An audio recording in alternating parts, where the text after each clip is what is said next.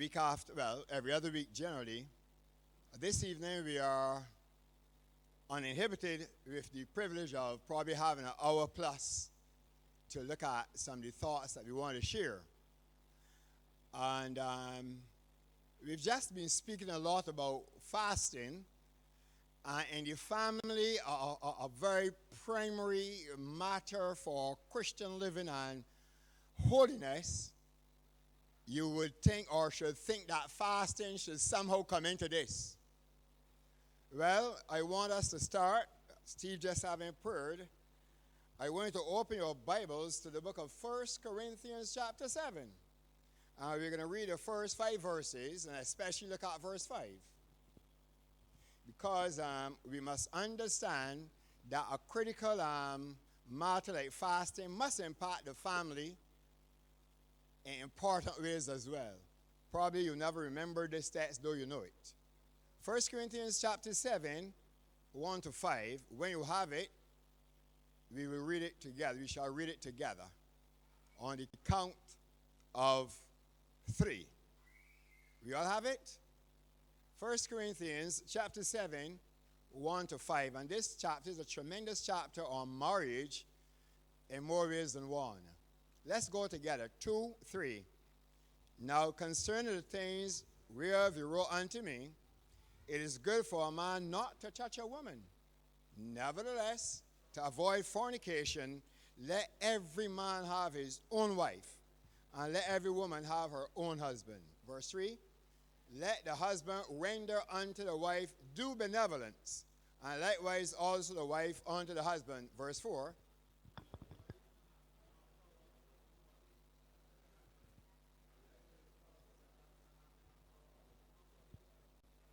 Let's do some fasting now. Let's go. Defraud ye not one the other, except it be with consent for a time, that ye may give yourself to fasting and prayer, and come together again, that Satan tempt you not for your incontinency. Wow. So here we have in the marriage relation that fasting and prayer is mentioned in a certain context. And the only reason a husband and wife should, well, first of all, let me say the better way. There should be no defrauding of physical love to husband and wife, except you agree, both of you, that you will pray and fast. You hear what I just said? Both of you must agree to this thing. So, wifey, don't tell husband, I fast and don't touch me. Or the husband say, I have the time for you. It must be collaborative.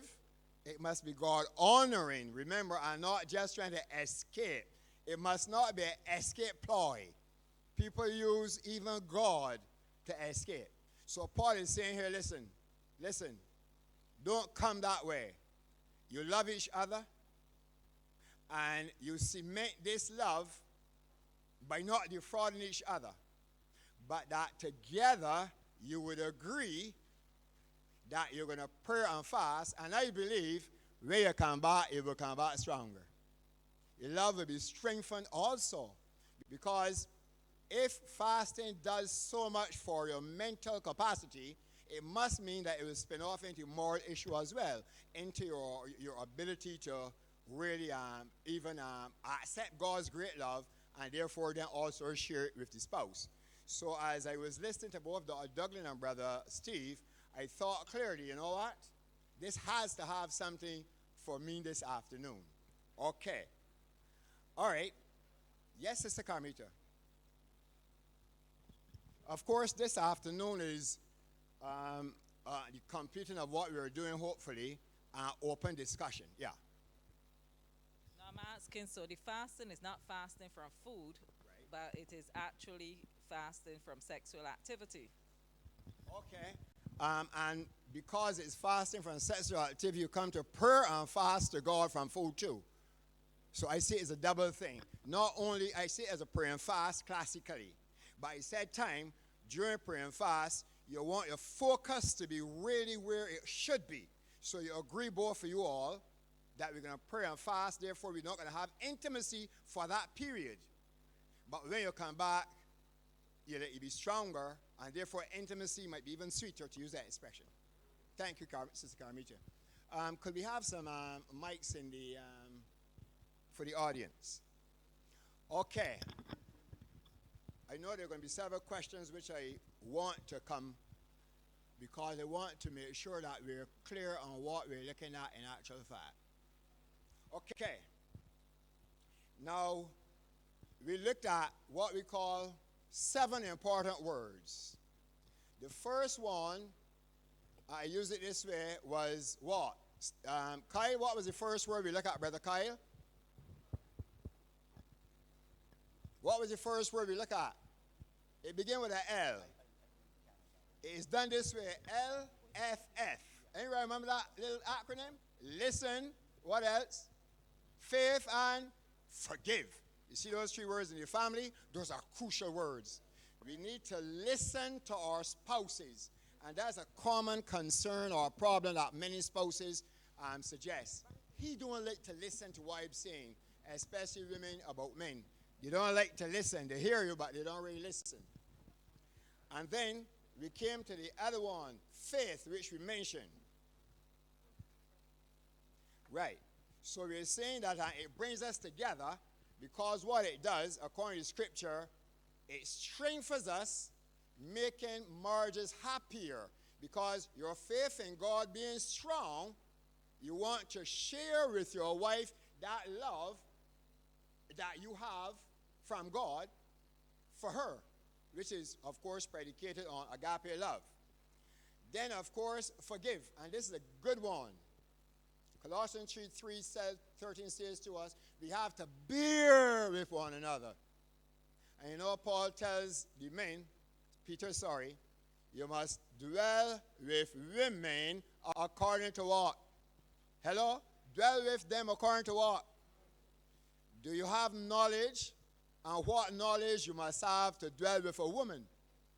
And that is amazing. But the man must learn, have knowledge to live with his wife. Or else the rest of your life, you might be in misery. All right. The fourth one now begin with S. So 4, 5, and 6 is SIR, the acronym.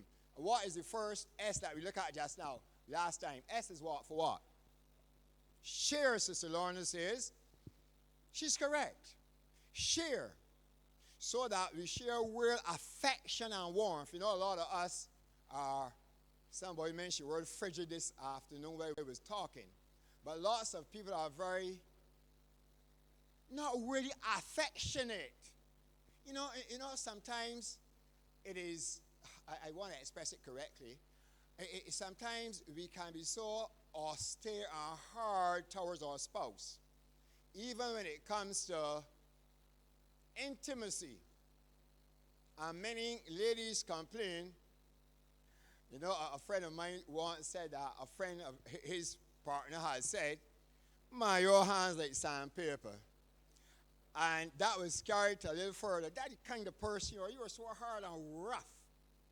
And women often complain that delicacy and really nice dealing, some men don't seem to be able to, even at what they say, to encourage your wife to be really sweetheart, to use that expression in a nice way. So that we need to rekindle feelings of warmth and affection. And we talk about verbally, reminiscing also, reading old love letters. And I told you about what I used to do. And some of you, well, you didn't have a fiance far away like how I had. So I had to write letters to get the feeling of what is coming back. But you will probably rekindle what you used to do in those days. It would be really nice. And then some old pictures. You know, I have a friend that is a common friend with me years and years and years ago, a young lady who studied in Barbados. And she came back to the Caribbean after 35 years. She sent an old photograph to me that I don't know where it was taken, but it was me. I shared it with my wife, and we all could do but laugh. And that was when I was probably in the pink of health, in the prime of activity, around probably 2019, 2021.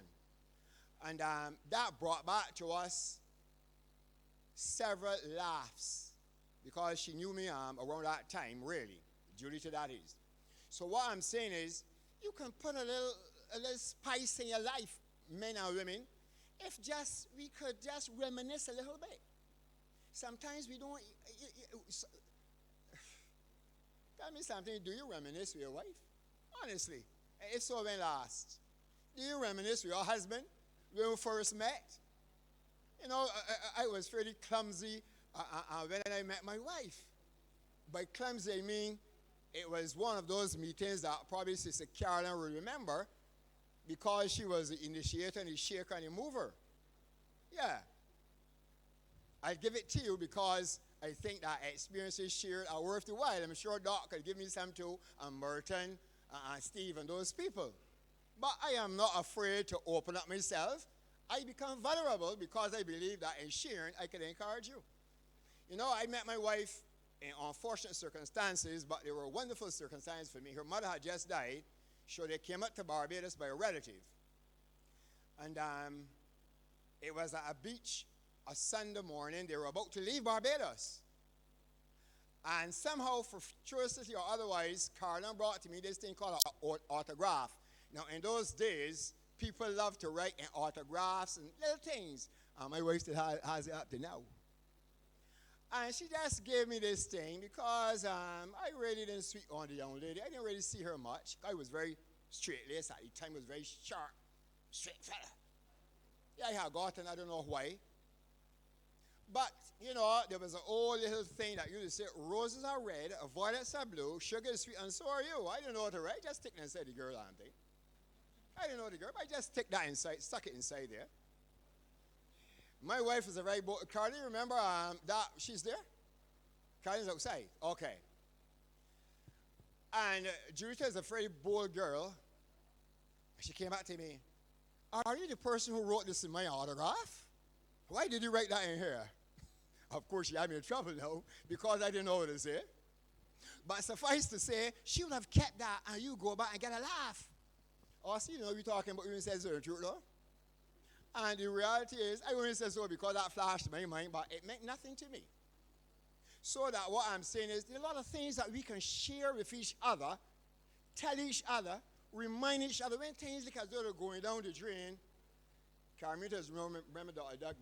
Douglas, when things are getting ugly, you know, something you could just come together and you might be amazed at what little things like that can do.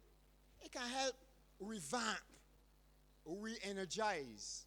But that's my way. There are several other ways. Okay. The next one that after share is I. S-I-R. I is for what?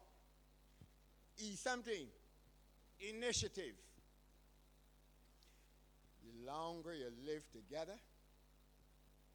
the more you take each other for granted. True or false? Let me hear the bold ones. True or false? Wait, that's a chorus though. So we have been taking each other for granted. Hello? Cheese on bread. Let me tell you something. That is true. I know. I had to do some real footwork to make sure that I get up with that doldrum, you know. Real footwork. Not just now I talk with you. Like I told you before in 2014, it dawned on me in a very special way. So at the time, you sometimes wonder, where all the excitement gone? I tell you something, boy, this is so serious, you know. One day I took my wife for a ride, drive down on the East Coast because we love, that is our thing. We like just going to the country or just driving around. I felt so foolish. I didn't know what to tell Judy. I said, wait, what's wrong with me? Well, I was a married man for, I think it was well over about 30 years. I felt so foolish. It felt as we were almost estranged. I said, wait, something wrong here, boy. It felt as if you don't know where you want to talk something wise. You don't want to talk the regular way, what happened today. But it was so difficult. I couldn't understand. I said, boy, this is trouble, boy. This has got to be trouble for me now. And Judy was just laughing at me. The women don't get a break sometimes, you know. So I said, what's wrong with you, though? As if you know, you man was taught so much, you know, to talk with me, your wife. And sometimes it just comes as if a stalemate would have occurred. I am exposed to myself because I'm sure helping somebody.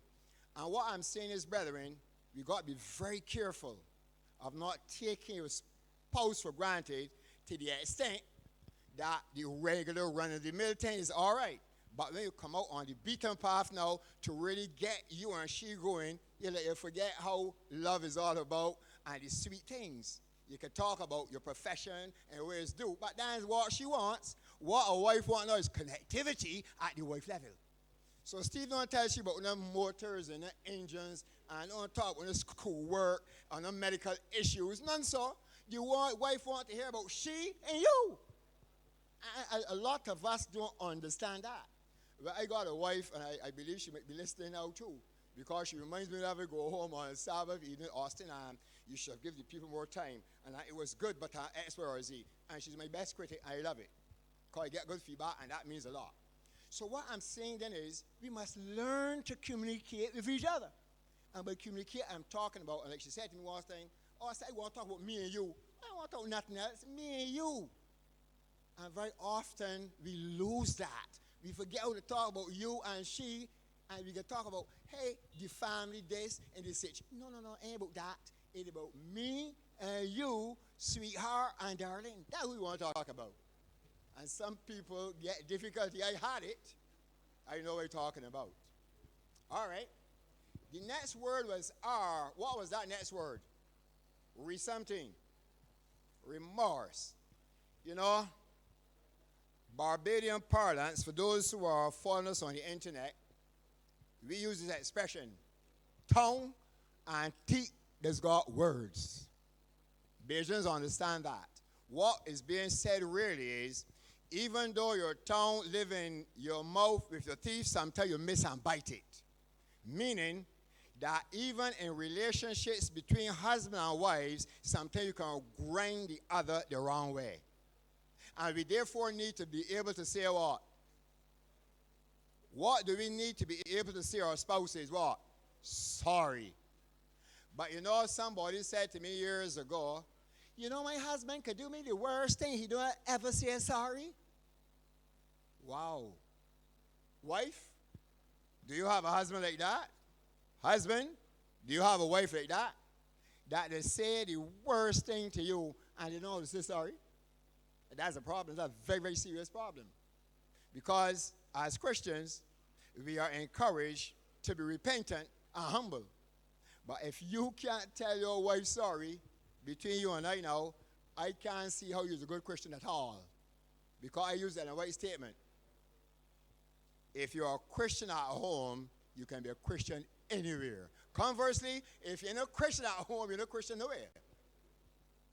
So these are things that it might sound very jovial, coming out the way I express it, and that is done deliberately to catch your attention.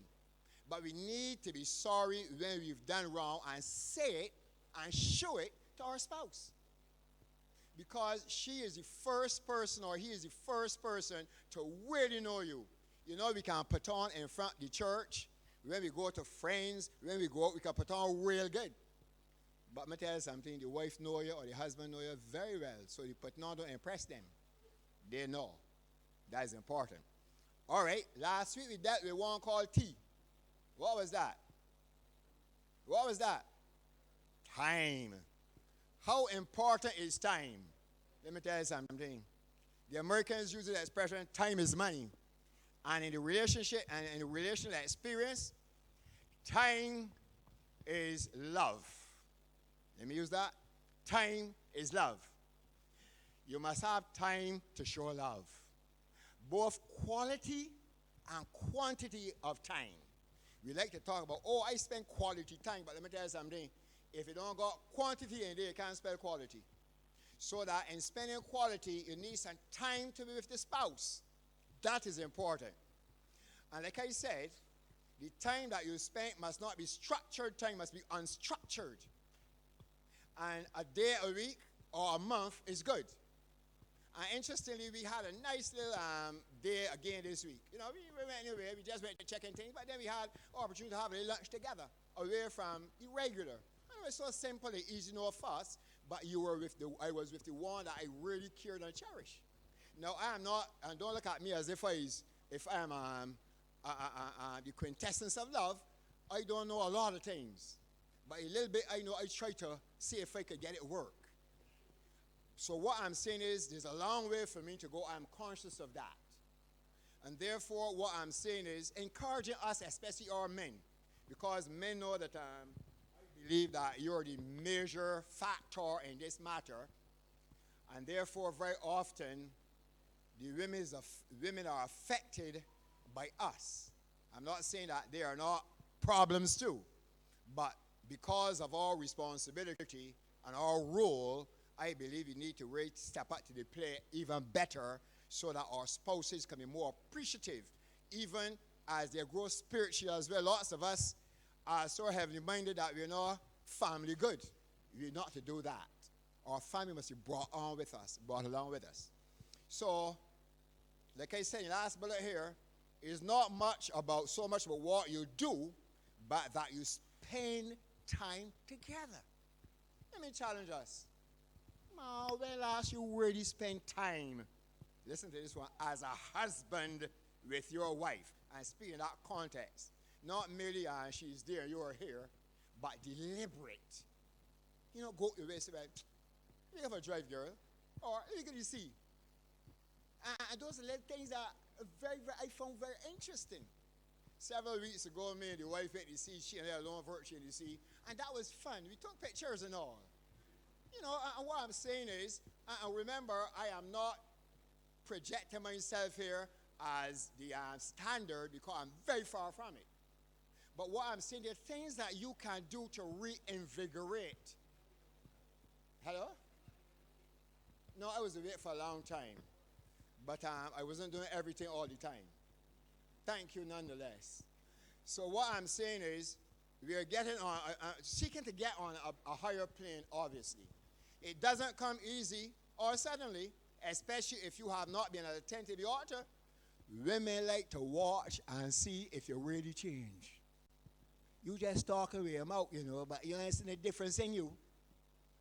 Women will watch your move to see if it's a genuine change or just you're putting on. I heard this statement, not in this congregation or not in this country, but I was told by the wife, me speak like a Bajan. You know, this person does do this thing when you talk about this thing, but by the time you gone, it all fall down flat. I want to see if this same thing will happen again. I was told to me by a wife. That is, you hear something about relationship, you make a move, but it's not sustained. And therefore, a woman, let me tell you, I'll tell it again, a woman is like an old tire. It starts very hard to get burning, but when it begins, it can't stop. So you need to know that if you start something positive, you better carry it on. Because the woman looks for it. She looks for it. And no flash. Men are like a stick. Out, gone. But not women. Women look for sustainability. And that's the reality. And women can tell you only do that for 2 days. And that thing as a man, you feel you're doing this forever, you know. But you just for 2 little days and you feel that you do something. And that's how women are. They want sustainability, and for good reason. All right. Today, then, we have some questions coming about money matters. And I'm sure Carmita is going to ask a question. I anticipate her because she would have whispered to me something. All right. Let's go therefore then for the next couple of words. Praise. Praise. This is a big thing here, you know. Some people think you shouldn't praise the Father. But this has a certain context in which I speak. Look at the first bullet. Practice praising each other often. It brings you close and keep couples close. When last did you praise your husband or your wife? And by that, I mean you compliment her about something nice. Honestly, men, when last did you compliment your wife? Even how she looks. Hey, darling, you look real nice today. And probably give her a kiss, too, a good kiss. No, I'm serious about it. Because, like I said, you see, initiative, Lots of us take our spouses for granted. And this is where very often marriages begin to reach beyond the point of elasticity. Pop. Do you compliment your wife? Or if your wife put on the queen's apparel, you're ready to say, you put on that sofa door? And there's some men like that. The wife can't put on the best thing. Others can compliment her outside. Be careful, men, what we are doing. And this is not anything new or revolutionary. I'm saying this is normal and as per usual, which we should know. Compliment. Be the first to compliment your wife so that she knows how she is, so that no one out there can get to her head when they compliment her. One woman said to me one time, when they say these things to me, I usually say to them, my husband has already told me that. Now that is bigging up your husband when he does it honestly. So, compliment your spouse. Wife as well, compliment your husband, because very often husbands have some situations that they don't tell you about. Not only do men attack ladies, but let me tell you something, we live in a feisty generation today. And women tell men some serious things. And it's only for the grace of God that men's head are on, Christian men I'm talking about, that your husband come back home to you in one piece. The second point is, persons never suffer from too much praise, acceptance, or support. You ever hear anybody say that they get too much support from the husband or wife? He didn't support me too much. You ever heard that expression? You heard the converse where he don't even care if I live or die. So what I'm saying is we must practice genuinely complimenting, supporting, praising our spouses. It goes a long way of cementing and really bringing life and energy back into a relationship. And then we have here simple compliments. I'm not talking about just nonsense. Simple compliments mean a lot to the other. Simple compliments. You know, darling, I love how you look. That is a nice hairstyle that you went and have. Or, wow, the barber did a good job on you. You know, it's just a simple, honest compliment. And it comes from a heart that appreciates your partner. So I'm not talking about anything gaudy or outlandish, but it's things that we should naturally and normally be doing. Man, what are we doing when we don't do this to our wives? We ain't really doing it true. And wife, conversely, what are you really doing to your husband? I can tell one thing, I know you're starving them that way, no. You're starving a person. And that's a serious statement you just made about starving. And they say also, so these compliments can remove, you see this one here? Self-doubt. When you're told about your strengths. You know, anybody who depends upon you as their important other party, and I plead guilty here, if they don't hear continuous, wonderful applause and compliments from you, it can affect that person negatively. Do you know that keep on putting down a person who is the most beautiful woman in the world, she feels ugly? Don't care who tell her, the most important person to her is not telling her. And therefore it can't be true because he don't appreciate me. And I also speak of experience as well. Because it's important, women don't just live on compliments. You don't just live just because you compliment them. But in reality, it helps them, it assures them of their place in your heart. That you are the numero uno in their life, the other side of the coin they are to you. So it's critical. I know some of us are so, I want a good word to use, stoic, harsh, and some straight lace, that you feel that if you tell your wife, sweetheart, you look real good, as if you are saying something wrong. It is not a sin. So we need to understand that complimenting your wife isn't something that God wouldn't forgive you for. Some people like to be afraid to say these sweet things as if sweet things that God don't like. But me tell God is the greatest lover. And when I read Solomon, I just laugh because I know that Jesus understands human love. Really. All right. The next one now after prayers is talk. Now let me tell you something. I got a lot of people who can talk, but they can't really talk. By that I mean they can talk about everything. But when it comes to the nitty-gritty, you don't get to it. When it comes to talk about weird issues, sometimes we just skirt around. Women are good for saying, well, get to the point, man. You going on all the bush. I said women, because us women must take the lead, take the charge. And for you young men who are married or young married men, step out to the plate. Go to Adventist home and read it, the responsibility of a man.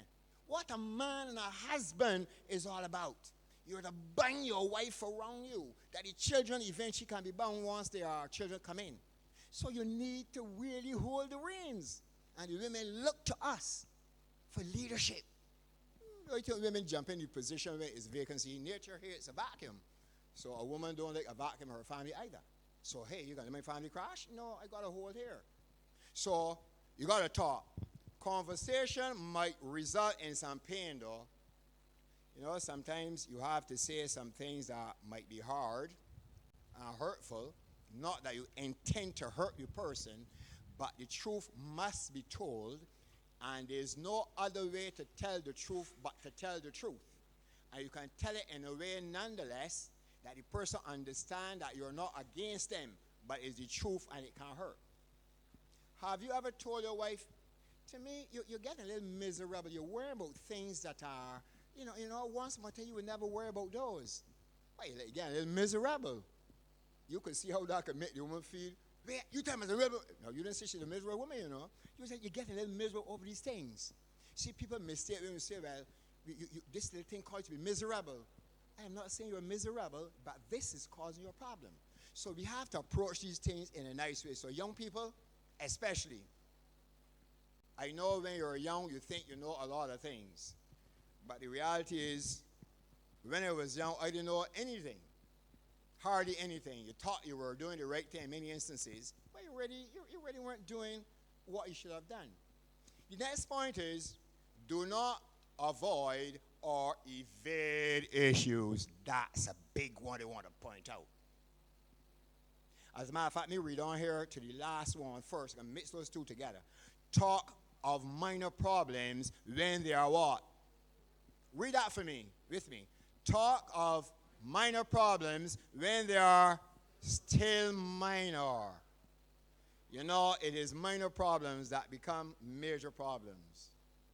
And the statement where it says there are many people who major in minors. You don't want that. But the point I'm making here now, the link is, do not avoid or evade issues. If something come up between you and the wife, talk it over. Do not walk away and, I can't take on that here now, here. Don't do that. It will come back to haunt you. Don't avoid or evade it. Speak honestly, candidly, and lovingly about whatever the situation is or the problem that is facing you.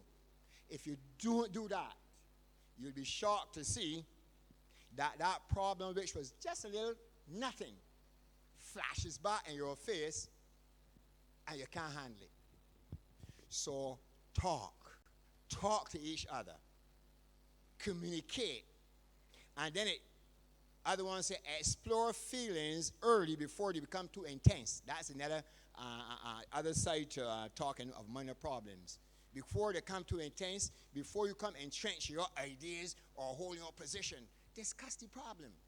Suppose there's a problem with a child, and there's a lot to say about this, but suppose a problem with your children. You know, children generally have a way of snooking up on the mommy, because apparently mommy represents the softer side of love, and the man represents the firmer and sterner side of love.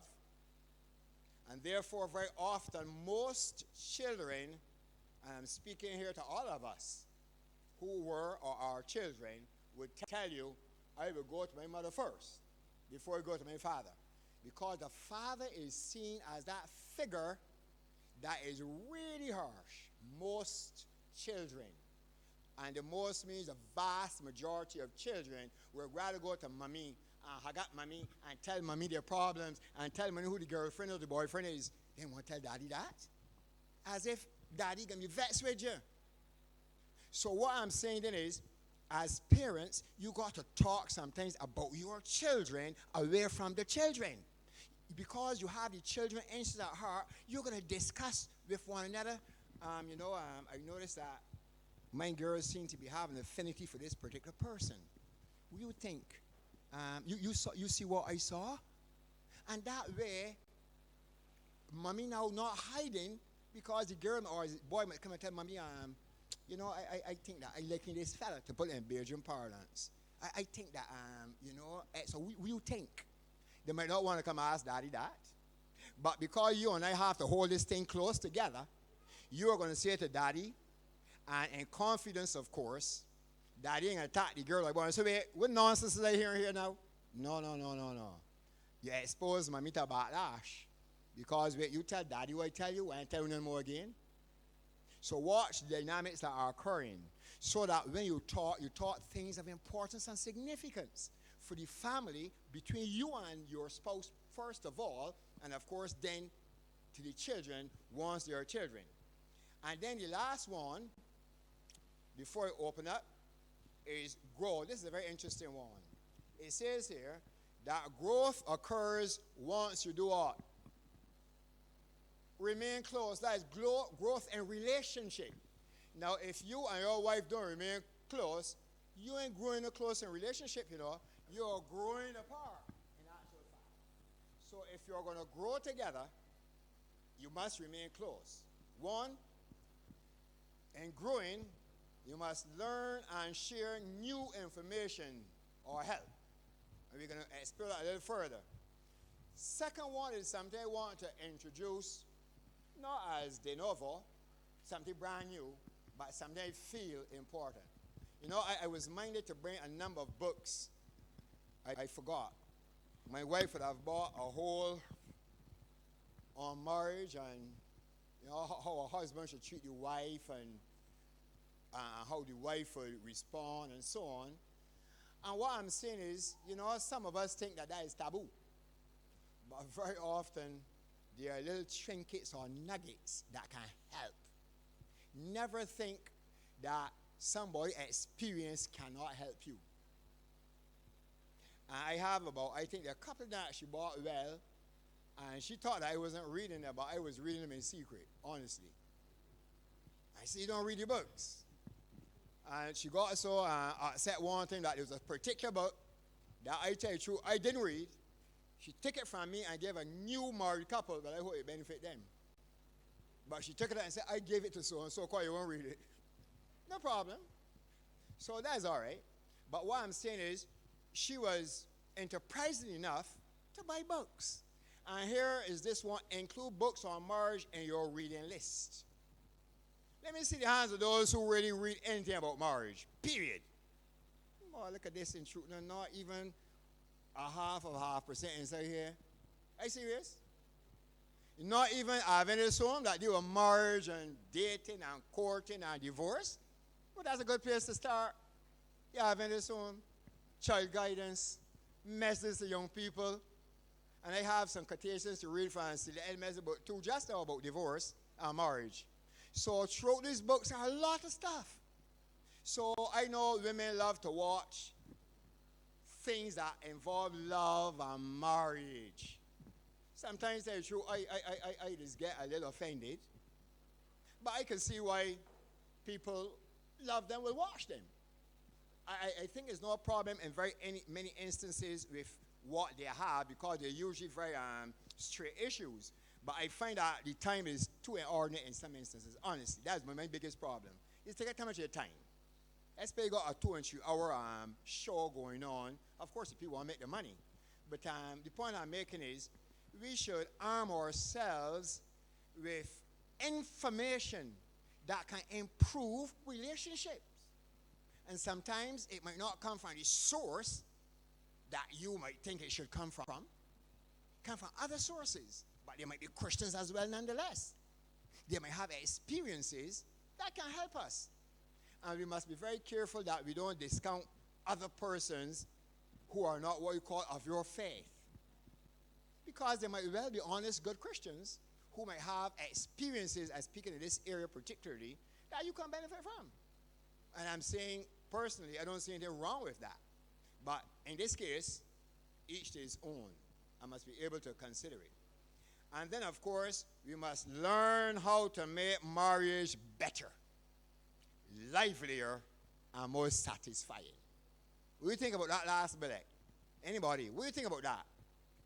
You must try to make marriage better. Do you think that your marriage, husband and wife or husband or wife, is the best it can be at this time? Let me see the bold hand of anybody who think that their marriage life is the best it could be right now. We got some young people here. Josh? Okay. We got some young people just married, and I'm sure they would say, look, my marriage life could be better. Because let me tell you something, there's a whole sea out there of better sweetness, than you ever learned yet. What also about livelier? Do you want life in your marriage? Now I'm talking about noise, I thought we're keeping a lot of noise. I'm talking about the life in which you are so connected to your spouse. There's some people that they just go and sit down there so every night and every morning and, not even a good smile, just break the lips. Not a word. Something, well, all of us different, but I can't endure that kind of life. I gotta, I'm going to say this, but respectfully, I have to pull out my wife from time to time. I have to slap her from time to time. Or do something. What I'm saying to you, brother, I know that probably people might be offended at what I'm saying, but I'm not saying it in a way to be offensive. I'm saying it in a way positive. That is to say, we need to learn to do things to bring life into the relationship. Do you sometimes rest and hug your hand around your wife as if you want to choke and pull her to you? And these are little things that might look foolish. But let me tell you something. It can help spark something in a relationship. And the younger you are, it is usually thought that should be done. But I was telling some people this afternoon as we were discussing and talking in our usual Sabbath conversations, as you get older, it can become sweeter. Less impediments are in the way. Let me go on. Also, more satisfying. Would you say on a scale of 1 to 10 that you are at the level of 8 in satisfaction with your marriage, whether you are married for 2 years, 10 years, 20 years, and it gets a little worse up here now, 30 years, 35 years, 36 years, 37 years. The reality is this. Do you think that your marriage life is really satisfying? And let me give you a marker to determine it. Is it somewhat like when you first fell in love? Now, the longer you live, the more mature you should be, and therefore the more intense and mature your love ought to be also. Meaning that while it might not have the giddy-headedness or the giggliness of youthfulness, it has the same underpinnings nonetheless and strengths about it. So, is your relationship satisfying? Shut your eyes and reflect on your partner over the years.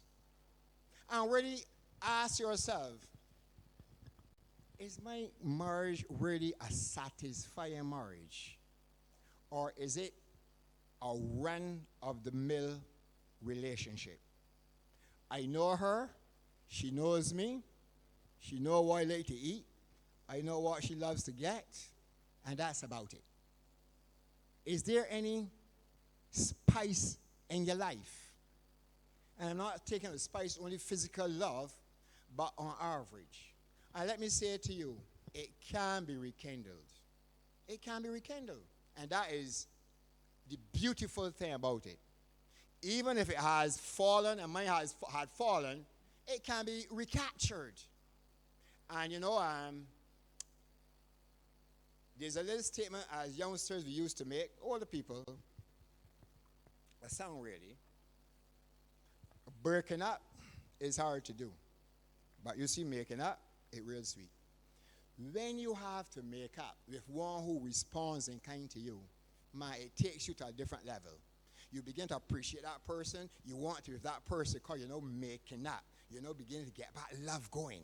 And brethren, what I'm saying to you, these 10 words that I've shared with you, I believe with all my heart, they can help, based on the agape love of God, rejuvenate, re-energize, make marriages better, livelier, and more satisfying. Thank you for staying with me so long to the end. Okay, we are going to have any questions on this area because we have another area, important area to cover. Any thoughts, any questions? Remember, I am not the final. Grace, come to the mic right here. I am not any final authority on anything. I believe that I am sharing as I'm learning, and I believe that you might have learned something as well. And Grace, a woman of many years marriage, not now married any longer because the vagaries of sin has set in and she is a widow, but I'm sure she has plenty of advice. Go, sister. We need a mic on, please.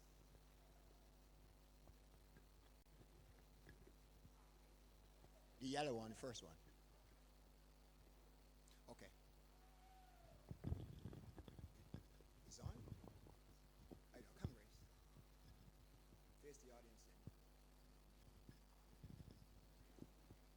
then. Very interesting topic.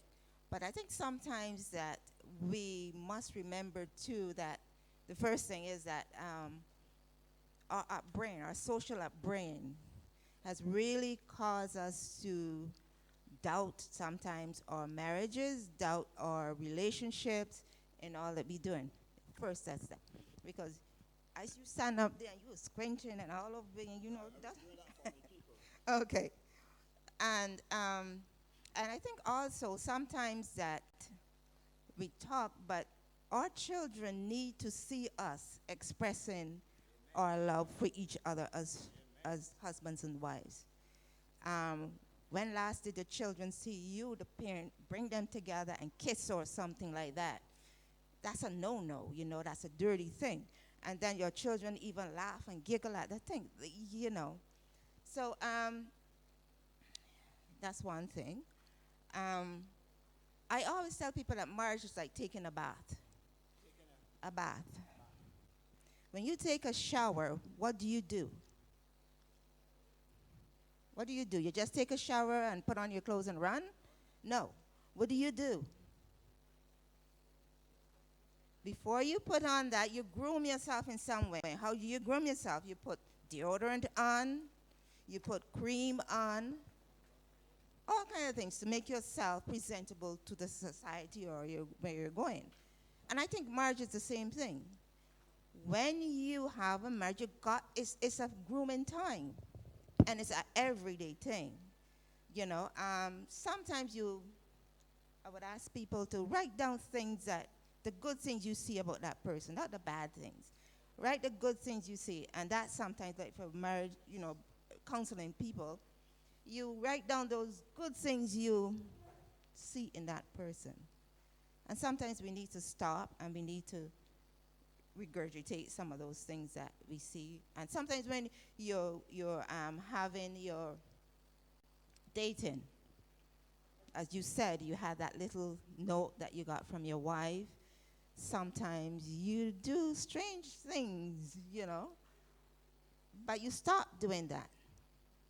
When last did you, as you said, when last did you tell the wife that you love her?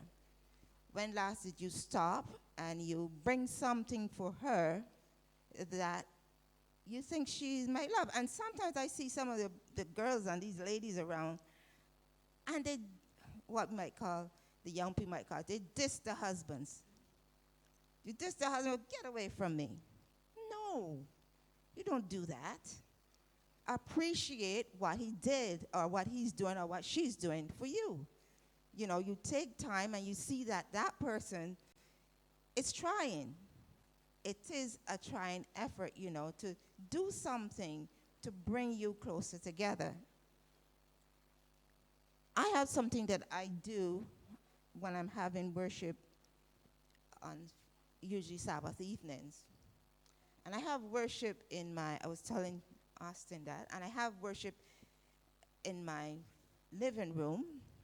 We have a family room, that's for every day. But when we have in worship, we have our worship in the living room. You know, that's where you have your settee and all those kind of funny things.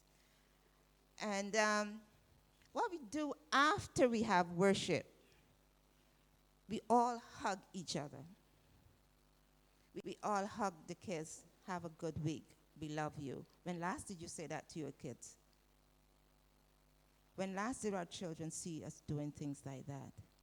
So everybody, sometimes I have other people home at my home for worship, and that's what I do. We bring them together, and we all say, have a good week, we love you, and we hug. There's a nice thing, too, with marriages. Love don't begins in the bedroom. It begins before that. There's a book that's quite good, and it says love begins in the kitchen. And sometimes what you're talking about, there's lots of things to read. Read something to improve your marriages. You're never too old to do that. It's never too old a time to do that. Spend time together. I could go on and on, but I'm glad that you touch on that topic. This is one of my, pet peeves. All right, we thank Grace for that input, and some of the things that she has said we've been mentioning, especially the one about children. Children are more appreciative when they see a mother or a father loving each other.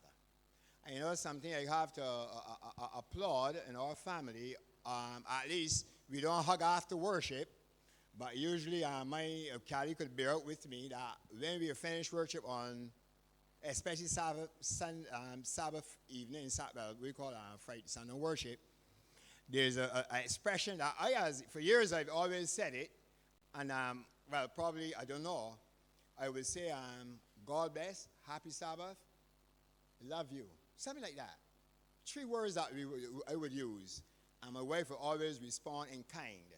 So what I'm saying is, I appreciate that. I must probably go to another level of hugging, because you have adult children, and sometimes that could be, hey, guy, what I'm with you, so we know what I'm talking about. So I'm appreciative of what you said, Grace. Really grateful. Thank you. Carmita. Oh, that might be working. Now, before Sister Carmita speaks, I want you to know that we are now into not a free-for-all, but an open forum on any area of importance to you, because we might be curtailing this type of activity in the very near future. So there are questions that will be asked or can be asked. I would also have some interjections. Sister Carmita. Okay. All right. Thank you, Brother Austin. I think that these 10 words or 10 important points we should all take note of. I found them very, very important. And even though I had a question from last week, I am getting the impression from these 10 points that they're basically alluding to uniting the spouses, the husband and wife, bringing them closer together as one. And I don't know if it's a Christian thing, but sometimes, you tend to think that as you grow in marriage as a Christian, it would appear as though, and you alluded to it, that you're afraid to embrace enough, and you're afraid to show that love, and you tend to distance yourselves too much, and you don't want to spend the time that you might think is frivolous. You need to be in a corner in the Word all the time rather than embracing each other, maybe going for that drive, maybe doing these things. And I think that's a mistake that we as Christians are making, and the family unit should be seen as the building block of the church. The Of course it closer is. we are together, the more united we would be as a church and Amen to as a that, family. sister. All right. Now, last week, I was actually in the vestry working on some stuff for Health Focus, and I was hearing about, in the printery. Hold on a minute, Sister Carmita. Yeah. I thought it just occurred to me before you go on to that point. Don't lose it. Your first point is very, very significant. And I don't know if we necessarily get the full import if you just going ahead so fast. Right. You said it very smartly and correctly. And you see the text we just read in 1 Corinthians 7? That chapter is an amazing chapter, first of all, if you understand it. And Paul addresses, not only there, that's why he seems to be champion on love between Christ and the church and between a man and his wife. And therefore, Grace alluded to it. Could it be our socialization is still doing something on us? You would have come up, I certainly would have come up in an era, I've never seen my father hold my mother's hand. I mean, if there are others there, probably to hold her from something from falling. But to hold it in what we call a loving way, that was not something that they knew. It wasn't anything they knew, you know. And you teach people more by what you show them than what you say to them. And therefore, it might well be that we are caught in that trap. Yeah. And that is why I'm trying to encourage to break loose, free up yourself from that. So Grace was doing that. I was saying to myself, my people are like this. You see that what I'm talking about? So that's why I was doing that. Whenever I mentioned that, I was thinking of, our people are so afraid to love and show love. So that is the important point. It should not be just said on without comment. Right. We need to express love. I'm not talking about being gaudy or over whatever. Yeah. I'm talking about genuine love that shows this is my number one. And it's done in several ways. So young people, young fellas, don't be afraid. Let your wife know that she's your wife, not just in words, but in action particularly. Yeah. Thanks. And in one of the points, you also spoke about support. I think sometimes wives want to be involved in activities that their husbands are doing, rather than, the husband going off and doing something, and vice versa. The husbands want to be involved. So I think as a unit, we need to see, the family working together as one, as a unit. And I think this has eluded us in the past. And I think moving forward, we need to, try to come together as one. And last week, like I said, when you were talking about finance and having separate accounts, I'm not seeing that as a oneness at all. I think if you love each other and trust each other, everything should become one, even your money. When you start saying that this is your money and this is my money, there's a lack of trust and there's a lack of unity there. Everything should be one, and we should be able to move together. Whether it's at worship, we worshiping, and the husband, if he thinks that the wife might be weak in a particular area, sit down and study the area and move from there. The wife should be able to come forward and preach the message. As effectively. Yeah, So I'm thinking that we, it used to say that you're a helpmeet or a helpmate or whatever, but what I'm saying is that whatever you see lacking in one, you should strengthen it to the point that you can see that unity moving forward. All right, stick a pin, because you have a lot to say, which I'm happy for. And you're saying some very important points. When I mentioned about finances, I'm not sure that you got the drift that I was going at. It wasn't so much separating, listen to what I said.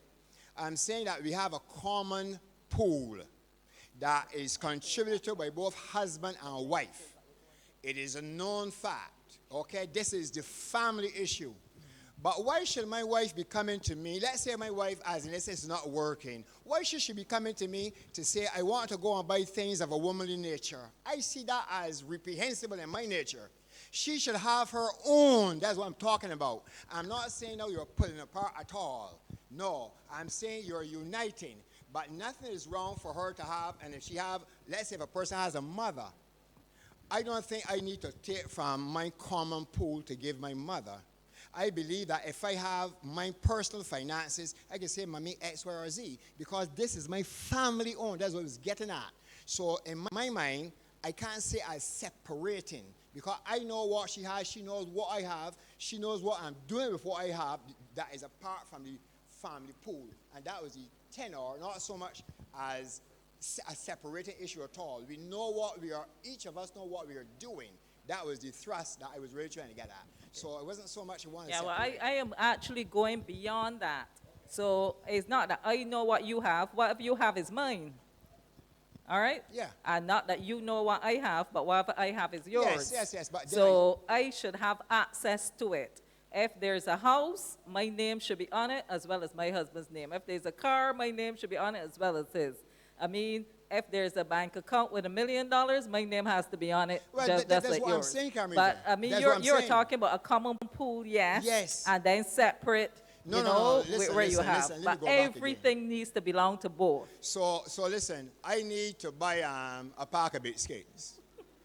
No, I'm just getting to be absurd to make a point.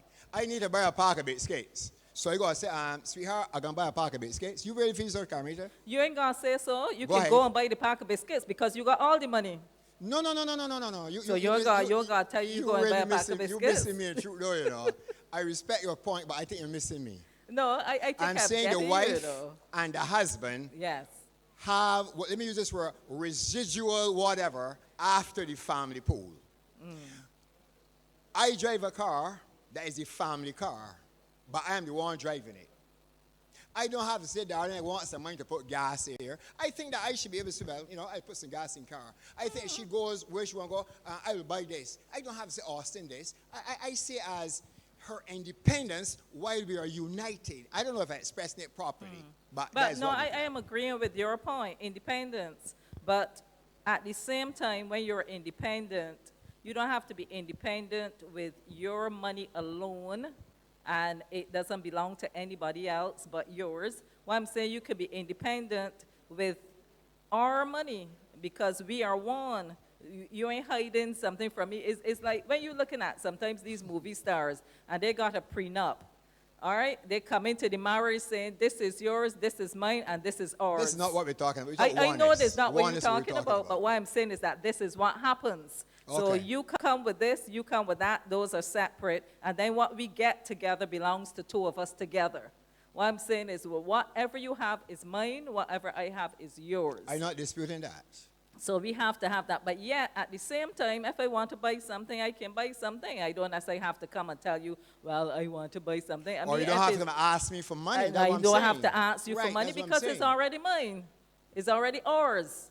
Okay, so that's all I'm saying, that when we look at unity going forward, we must be united in all points. Okay. And I am hoping that the 10 points that you made, I think that we need to get some solutions. They're excellent points, and we need to build on them to make sure that if we are not up to scratch in terms of the growing, etc., we are given some pointers. How can I move from where I am to where I should be? Things to do, yep. Yes, thank you. All right, thank you for that healthy and wonderful input, Sister Carmita. All right, are there any more inputs anyone want to make? Please don't allow me to believe that I am so able. Yes, Brother Steve. Good afternoon to everyone. To you too, brother. I was looking at your topic you had here on sharing, and brought back a little memory to me. I'll share it with the others here. I was looking for a document this week, and I couldn't find it, and it was becoming a little bit miserable, to be truthful. And I was wondering like, where it could be, and I went into a drawer. You know, women always got some place to keep things. Like my mother had something called a valise, and I went in after she had passed. You know what valise, right? Right. And I found my reports, every report from Harrison College in it. Although they were brown with age, they were there. She actually kept all of those. And I have them home at me now. But nonetheless, my wife now keeping everything in a particular drawer. So when I went in this drawer looking for this document and mumbling under my breath a little bit, I came across a love poem I had written to Mary. And I remember it quite clearly. And it caused me to read it and sit down and smile and think back of when we were courting. You didn't share it with her? She wasn't there. And I always remember. Brother Steve, may I interrupt you. My wife will get vexed with me now because I interrupt you, huh? But that is not an excuse I settled in here. She's dead? No, she ain't dead. But Okay. I always remember that famous slap I got in my face years ago before I was married. And I said, whoa, I get a slap from her. She loved me. You know? I won't bother to tell you where I got the slap. But nonetheless, I knew she had to love me.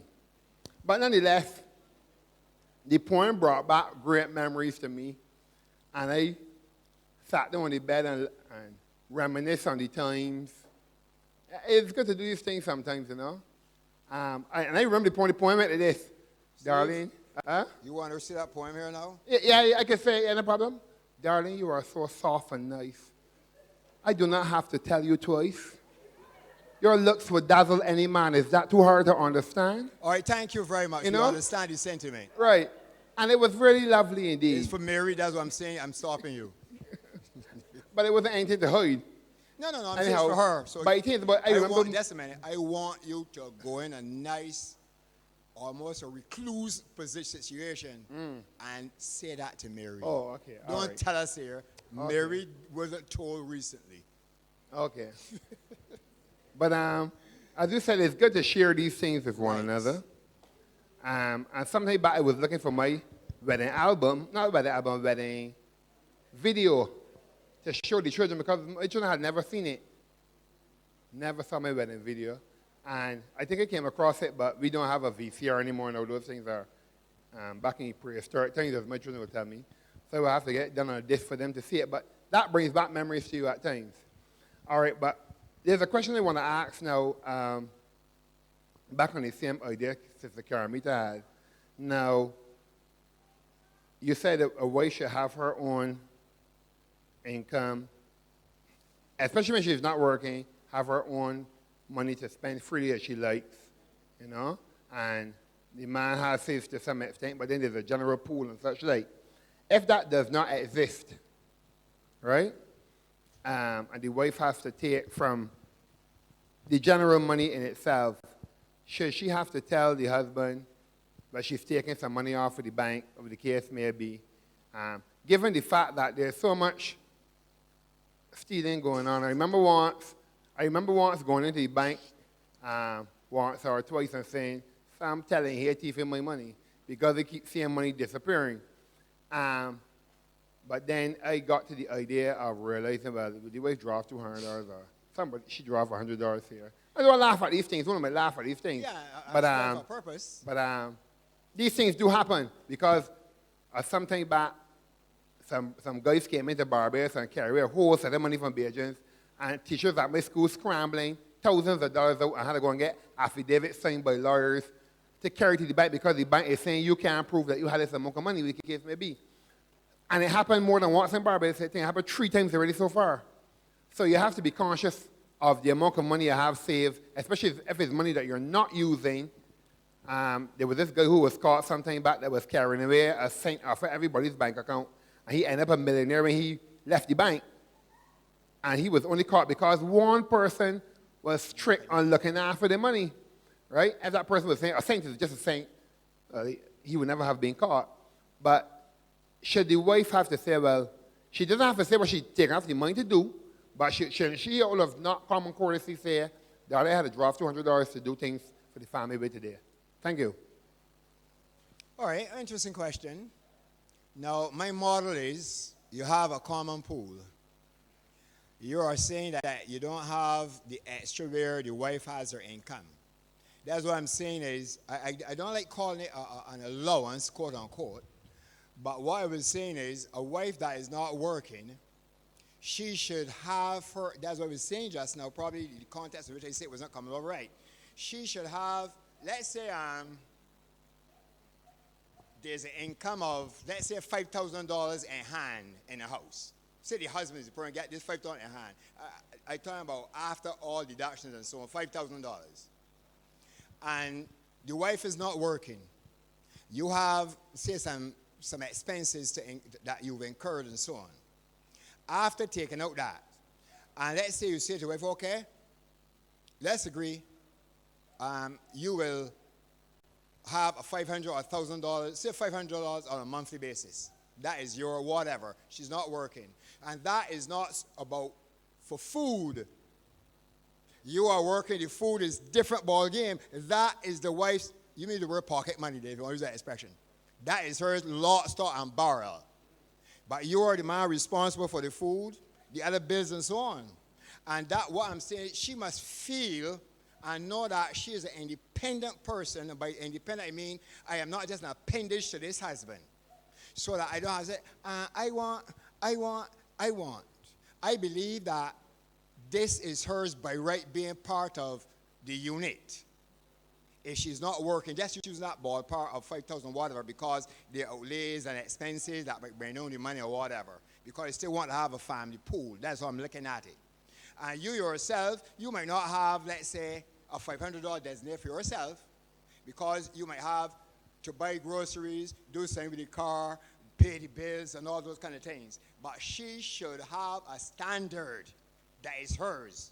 If she wants to save all, if she wants to spend all, that is her purvey. That's what I'm looking at.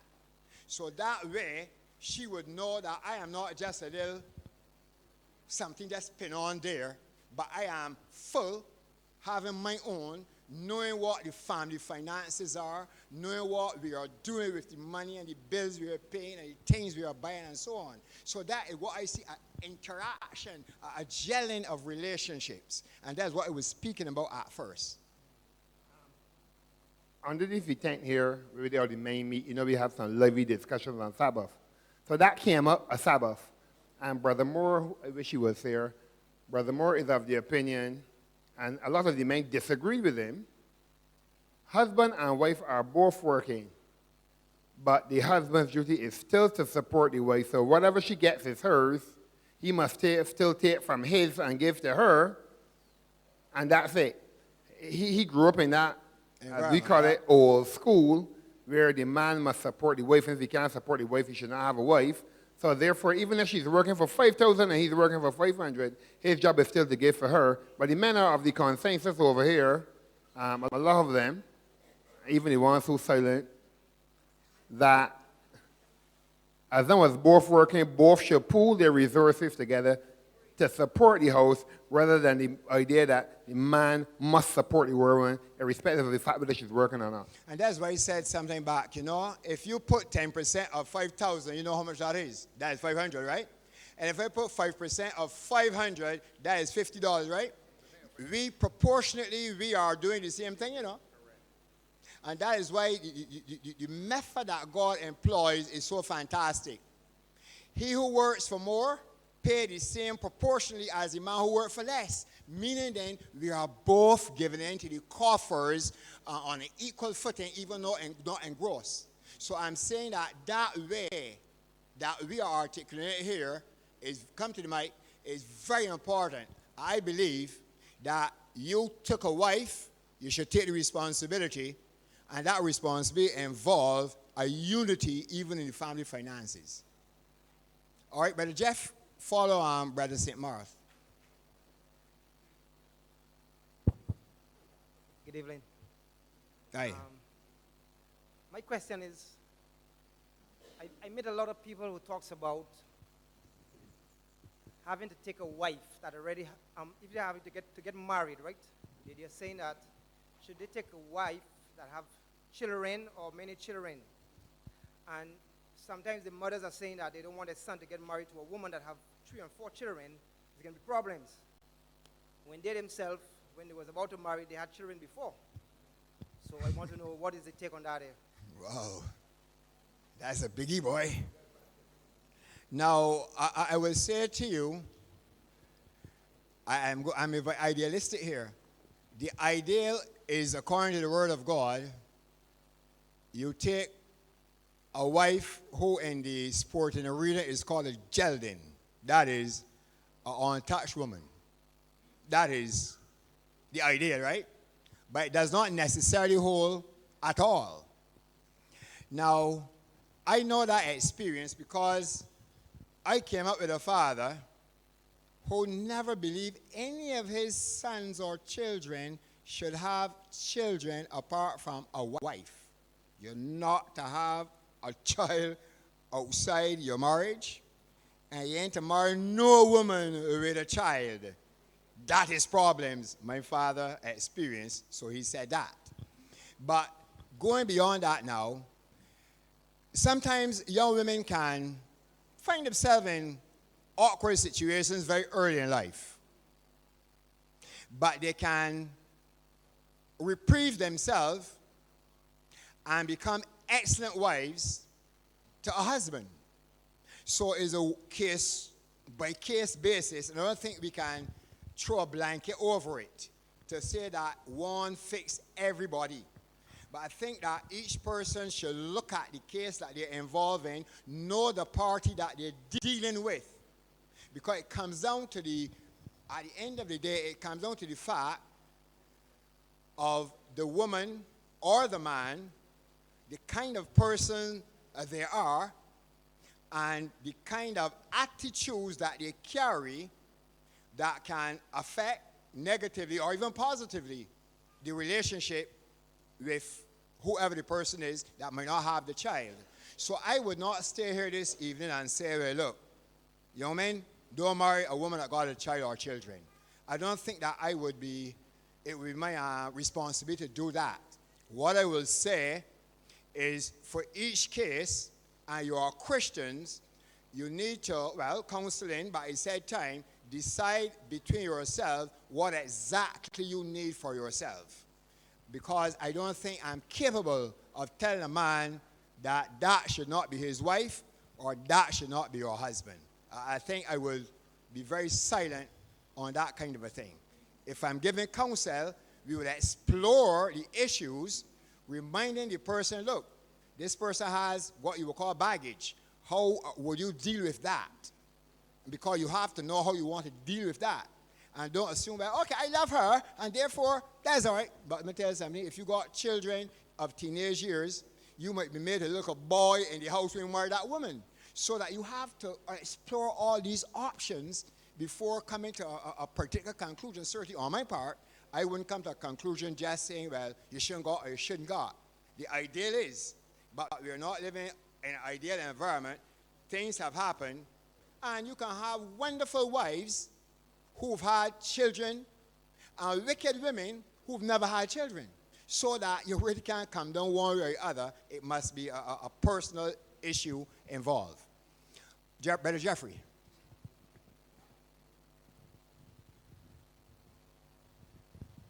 Good afternoon. In North America, there's this thing where they say that the wives are given an allowance by their husbands, whether or not the wives are working. They're given that personal allowance for themselves. But that's not what I want to talk about. You know, here in Barbados, we seem to think that when you're pooling your resources, your monetary resources, that you must of necessity have this one account. To my mind, that is not pooling your resources. You don't have to have one account. Before I was married, I had my own account. And when Sister Carolyn started to work, she had her own account. I never encouraged her that we should have one. I actually advised her to maintain her separate and distinct account. What I did was to put her name on my account. And I never really sought to have my name on her. To this day, my name is not on any of her accounts that she may have, whether it be the credit union or the bank. And it doesn't bother me. If I am traveling, for instance, I leave my bank card with her. If the two of us are traveling, I leave it at home. So that if anything, children would have had access to it.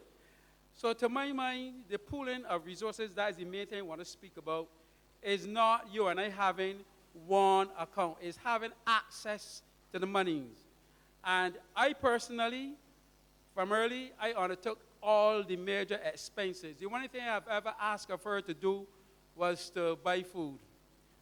When it came to the mortgage, that was my responsibility. The purchasing of vehicles and maintenance thereof, maintaining the house in terms of its physical structure, etc. Giving the children lunch money, that was those things I undertook. And I did it mainly because, as somebody said, I could afford. I was working for more money, and maybe I still am, than her. And I saw it really and truly as my responsibility because, to my mind, the headship of the house, that is what I consider headship and not the headship of where you lord over. Looking after your family, taking care of your family, to my mind, that is the role of the man. All right, thank you. But again, I just want to emphasize, I hope no one misunderstands what I was saying. When I said you as an individual, and that was akin to what you were saying. And I'm saying that I believe in a house, we can have a common pool, and yet you have your own account, and the other person has their own account. And therefore, then things that might be, well, you put it differently, things that might be needed, you can say, well, this is the family one for the family, for insurance of the house or whatever. You take it on yourself, okay, your account, but we can say, well, this pooling is for that kind of a thing. While she has her own bank account, you have your own bank account that helps in the family running, period. So I don't say it too much different, Brother Jeffrey. I understand what you're saying quite clearly. Yeah, no. I'm saying that I'm saying it not differently. That's what I'm saying, really. So that I'm thinking we're saying virtually on the same plate. And like you, I believe if you take a wife, you're responsible for that wife. I'm serious about that one. All right, I want to introduce something here quickly as we conclude in 10 minutes' time because it's still a little bright, so I will conclude just now. Now, we hear a lot of talk about divorce. A lot of people have been asking this question. Listen to it. If my husband leaves me and there was no adultery involved, he did not go and have a wife immediately, we know that the Bible says they are still bound according to the word. But subsequently, he goes and marries. Remember, we did not break up because of infidelity or anything. He just decided he's done with me. He didn't have a woman at the time, but subsequently, he went and become married, or he went and have children with another woman. What recourse does that innocent party have? Can she or can she not marry? That's the question that is burning. Does she not marry? Especially if he marries, does not she not have a right to marry? Because he married, he didn't break up the right way at first, but he went and do this matter and marry, showing that he got a new family, a new house.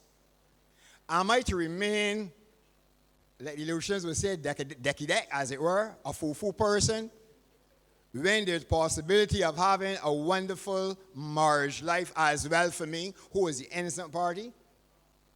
What does Scripture or even the Spirit of prophecy say on something like that? Can I again marry even after he marries?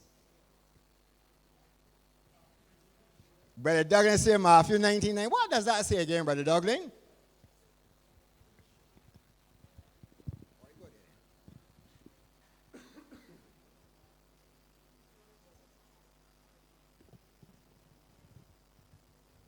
And I say unto you, whosoever shall put away his wife, except it be for fornication, and shall marry another, committeth adultery. And whoso marrieth her which is put away, doth commit adultery. Okay. You heard what Brother Douglas read? That's what the word says. But do you have the correct interpretation? He just read the word. He ain't give us the interpretation at all. But there's no interpretation. Could I read something? I see your hand, Brother Matthew. I see your hand, Brother Matthew. I see hands, which I am glad to see. I want to just read something, and I want you to also contemplate it.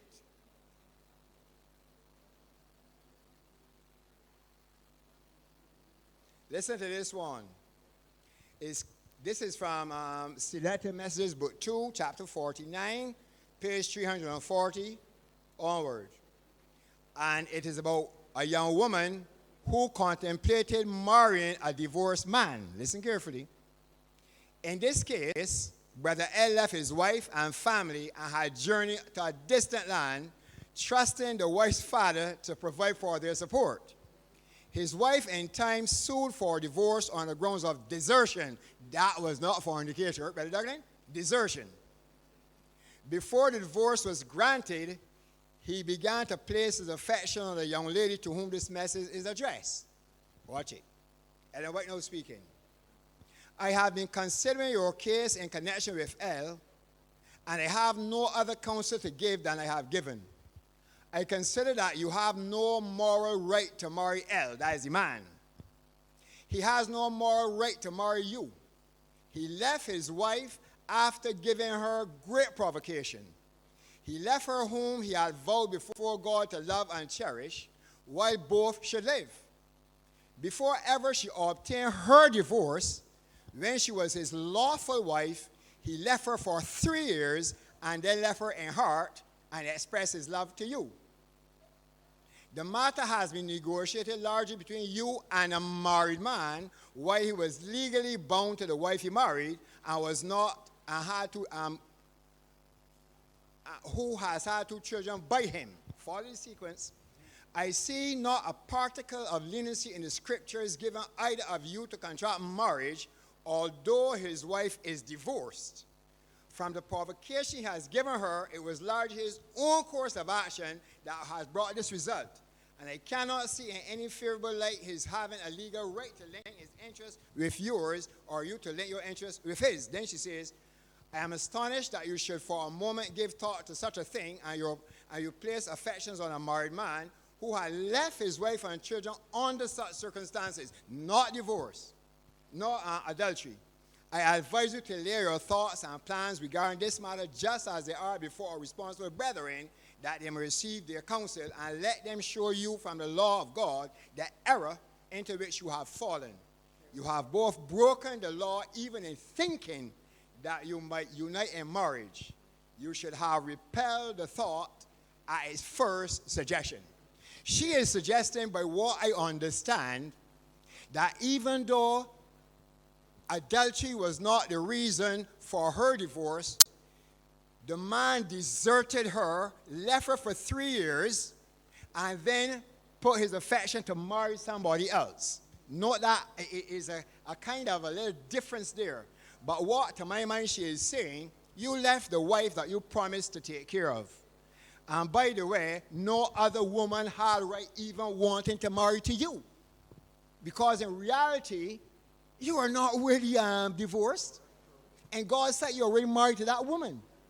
When he divorced and was remarried, the woman was now free to marry. And I have another one to read. I'm saying he left her. She divorced him because of whatever. He married subsequently. And she therefore then is free to marry as well. No, not in this one. That was I have another one. Yeah, that is clear to my mind. So I'm sorry if I haven't said it that way. There was, I know. But Douglas is saying, I want to therefore then read probably Romans 7, which Paul also talks about death. You only marry if your partner is dead, which some people had. I know Brother Broom there is with all anticipation, but Christ has clearly shown that yes, you can be innocent and remarry when you have a partner who has turned away from you in heart and divorced you. But that's what Brother Douglas just read. No. Listen what I'm saying again. The only reason Christ says is divorce. Okay? If you hello? Adultery, yeah, sorry, adultery. So if your husband commit adultery and go and marry, you are free to marry as well. That's what I'm saying, your wife. Listen what I'm saying. Listen what I'm saying. Listen what I'm saying, brother. Listen what I'm saying. That is white and the white showed he deserted the woman and then went and married somebody else. You are saying, you, eh? Exactly. And therefore then she had the right to marry. That's what she is saying. Of course. No, we got to clear up some things now. Let me go a little further. Let me go a little further. All right.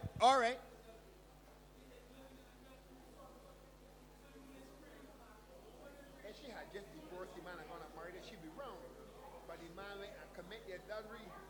Right? But she is free. She's free. That's what I'm saying. All right. That text has some other texts associated with it that I'm going to deal with in my next presentation. And the disciples had asked Christ the question, well, let me tell you something. If that is the case for a man, it ain't good to marry as it were. But Christ then came out and said, listen, only those who can bear this can bear it. And that is a statement that we want to look at that I have in another presentation. Okay. I want, therefore, then to just go a little further, Brother Newton. Listen to this one now of what I said just now anticipatory.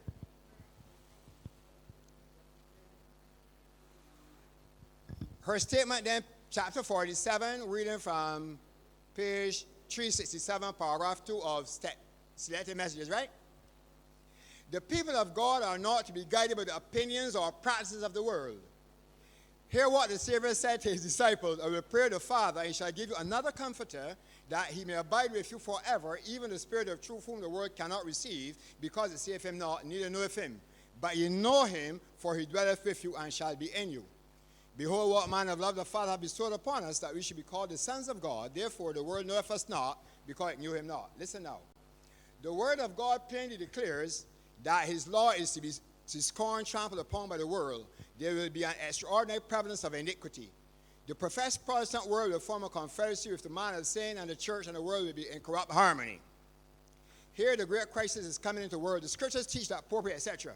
Then she says, just want to get the point. I want to read all that.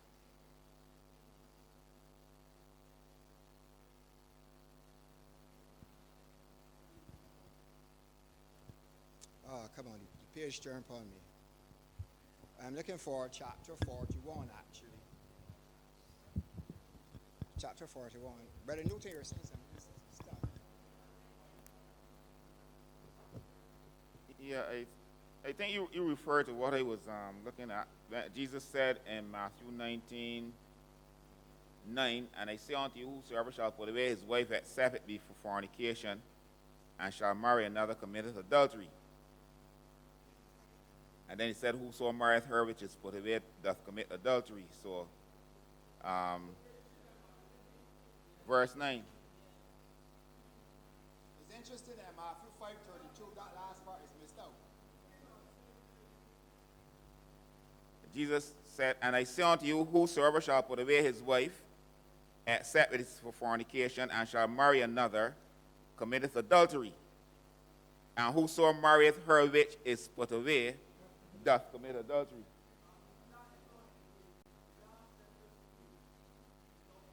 It is found over by Peter at chapter 5, verse 32. That's in the Greek. Check it out. Look at chapter 5, verse 32. Well, listen now. But that last part by Peter is in Matthew 5:32. What I wanted to go on to was this. His disciples say unto him, if the case of a man be so with his wife, it is good not to marry. But they were saying, well, this thing really hard. This hard. But he said unto them, all men cannot receive this saying, save they to whom it is given. So what I'm saying here is a theological hard point. theologically this is what it really is.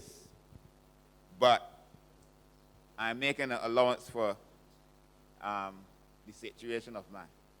All right, I'm going to read this last thing because time is obvious, and we just want to get to know that will probably help Brother Douglas on a point in terms of clarification. Listen to this. This is chapter 41, page 339, paragraph 1. In regard to the marriage of your daughter with Jay, I see where you are troubled. But the marriage took place with your consent, and your daughter knowing all about him, accepted him as her husband, and now you can see no reason why you should carry any burden over this matter. Your daughter loves Jay, and it may be that this marriage is in the order of God in order that both Jay and your daughter may have a richer Christian experience and be built up where they are deficient. Your daughter has pledged herself to Jay in marriage, and to break her marriage vows would be far from right. She cannot now disannul her obligations to him. Listen carefully. I had a personal knowledge of his former relation with his first wife, Kay. Jay loved Kay far too well, for she was not worthy of his regard. He did all in his power to help her and sought in every possible way to retain her as his wife. He could not have done more than he did do. I pleaded with her and tried to show her the inconsistency of her course and begged her not to obtain a divorce. But she was determined and willful and stubborn and would have her own way. While she lived with him, she sought to secure all the money possible from him, but she would not treat him kindly as a wife should treat her husband. Jay did not put his wife away. She left him and put him away and married another man. Listen carefully. I see nothing in the scriptures that forbid him to marry again in the Lord. He has a right to the affections of a woman. I cannot see that this new union should be disturbed. It is a serious matter to put apart a man and his wife. There is no scriptural ground upon which to take such a step in this case. He did not leave her, she left him. He did not marry again until she had obtained a divorce. When Kay divorced herself from Jay, he suffered most keenly, and it was not until Kay had married another man that Jay married again. The one he has chosen, I feel certain, will be of help to him, and he can be a help to her. I see nothing in the word of God that will require her to separate from him. As you have asked my advice, I will freely give it to you. That was the other one I want to have brought. All right, Brother Boone, we have to stop, and we could probably look at that another time. Where do we have to stop? It make no, I understand, but I hope that at least you will go and check these things out, because a lot of advice I find that God's servant has given. A second selected message, book 2, chapter 41, or from book page 339. So you can check them out. There's an advice she has given, a lot of it. And I want to say, believers, that in God's church, we should not be in the quandary that we are in if we were giving heed to the knowledge that God has sent over the years. I think the problem is that most of us really weren't really so sweet on probably reading Spirit of Prophecy. I'm not saying that I was, but I'm saying on average. And therefore, I believe that she helps explain and clear up certain matters to my mind. But then again, all right, Brother Broom, we will have opportunity to go at it, my brother. So we already concluded. I'm not entertaining at all, Brother Broom. And therefore, then, if you look at what she says, I think we should consider it in conjunction with what Scripture says and not have our own opinions. So I'm just reading what she said. All right, we have to conclude. We thank God for the day. I believe that your presence here shows the importance of the area. And like Brother Steve suggested, we want to have a forum in which, apart from these kind of environments, we can discuss animatedly, honestly, so that younger persons might receive from the word, and we ourselves, older, can benefit. So I thank you and ask you to indeed let us at this time pause for prayer. Sister Beverly, I'm going to invoke your petition from God at this time. Could you do that for us? If you don't want to, I will go further. You seem reticent. All right? You're not forced to. I'm just asking. Okay. You were attentively listening, so I just picked something.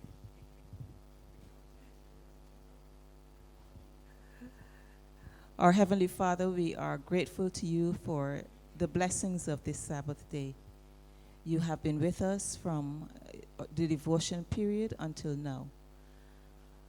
You have sent messages from us through your Holy Spirit. And it is my prayer, dear Father, that we would have allowed our hearts to be so submitted to you that the lessons that you have chosen to give us would be well accepted by us, and that we will make them the experience of our lives. We thank you for this evening's session. Father, it is a walk that we have to walk that is not easy if we try to take it on our own. But we thank you, dear Father, that you have promised and you are with us every step of the way. Help us, therefore, every moment of every day to commit our lives into your hands, that we may be guided by you in the way that you will have us to go, so that we might be examples to the believers in our church, as well as to those who are not believers in our homes or in our neighborhoods, so that your name might always and only be glorified. As we are about to part this afternoon, we ask, dear Father, that your Spirit will attend us. May we enjoy a Sabbath's rest every day of this week, so that when we come again on your Sabbath day, our hearts might be so buoyed up in faith that we might be able to receive you and live by you every day of our lives. So as we depart this place, dear Father, may your Spirit attend us. Take us to our homes in peace and safety, and give us a week of victory. In Jesus Christ we pray. Amen. Of our mouths and the meditations of our hearts be acceptable in thy sight, O Lord, our strength and our Redeemer. Amen.